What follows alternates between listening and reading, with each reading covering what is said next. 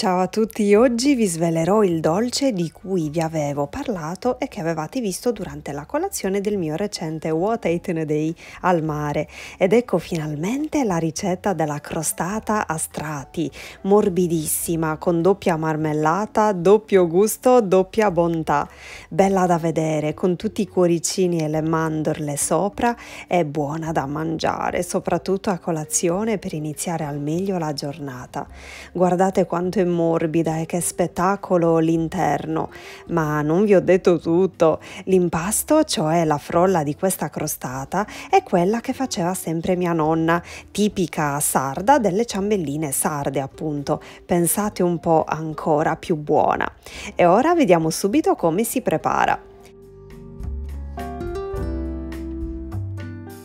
All'interno di una ciotola versiamo 150 g di zucchero, un uovo intero e 3 tuorli. Dovranno essere tutte uova grandi.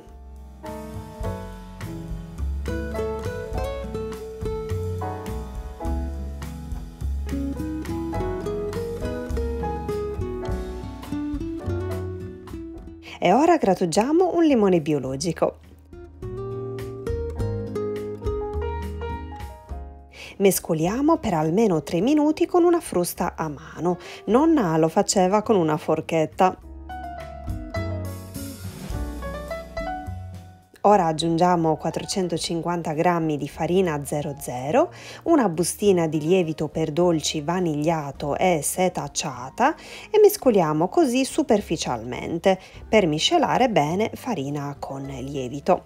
Uniamo anche 150 g di strutto morbido, quindi tenuto a temperatura ambiente, e iniziamo ad impastare con le mani, prima all'interno della ciotola e successivamente sul piano di lavoro.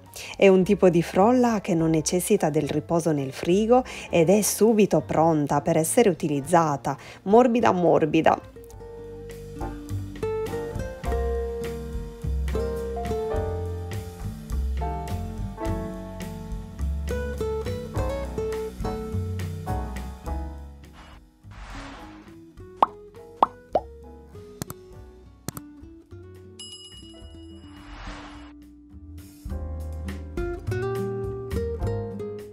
Ora prendiamo un foglio di carta da forno, lo infariniamo leggermente, infariniamo sia il mattarello che la frolla e quest'ultima la divideremo in due parti, una leggermente più grande dell'altra perché ci occorrerà anche per i bordi dello stampo. Stendiamo la frolla più grande così come mostrato in video e dovrà avere le dimensioni dello stampo da crostata che utilizzeremo. Io ne utilizzo uno di 26 cm di diametro, per cui la frolla dovrà essere poco più grande visto che dovrà coprire anche i bordi. Con grande delicatezza ma con grande decisione solleviamo la carta da forno con il disco di frolla e la ribaltiamo sullo stampo leggermente unto e infarinato. Ecco qui, un colpo di polso come si suol dire e il gioco è fatto. Rimuoviamo la carta da forno che ci occorrerà per dopo e sistemiamo i bordi per renderli uniformi. Aiutiamoci anche con il mattarello.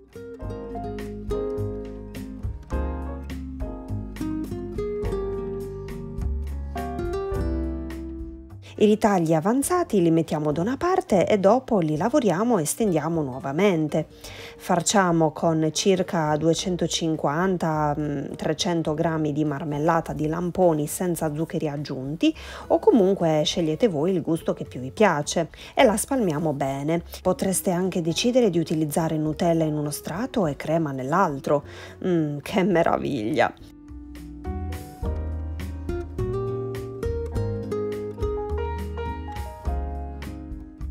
Ecco, l'altro disco di frolla steso, regoliamo i bordi che dovranno essere precisi per stare bene sopra la frolla appena farcita, quindi come abbiamo fatto prima, ribaltiamo la frolla sopra aiutandoci con la carta da forno che poi rimuoveremo. Vedete?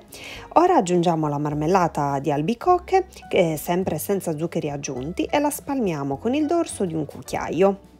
Con i ritagli avanzati ricaviamo o le losanghe tipiche delle crostate oppure, come ho fatto io, tanti piccoli cuoricini da sistemare sopra in maniera molto simmetrica per dare un tocco romantico ed elegante a questo dolce e anche originale, ovviamente, aggiungendo anche le mandorle a lamelle.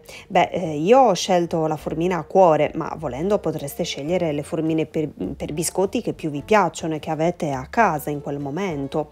Volendo potreste anche realizzare le tipiche ciambelline sarde con la marmellata.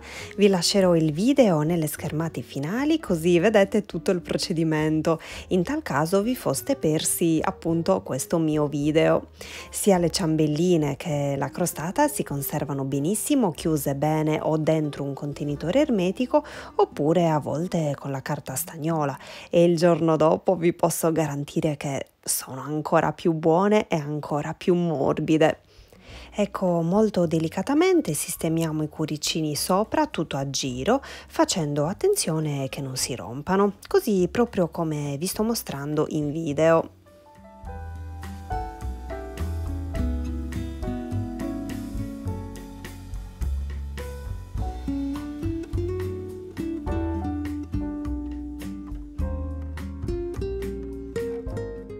Ancora qualche mandorla a lamella e ora inforniamo in forno già caldo a 180 gradi per 35-40 minuti.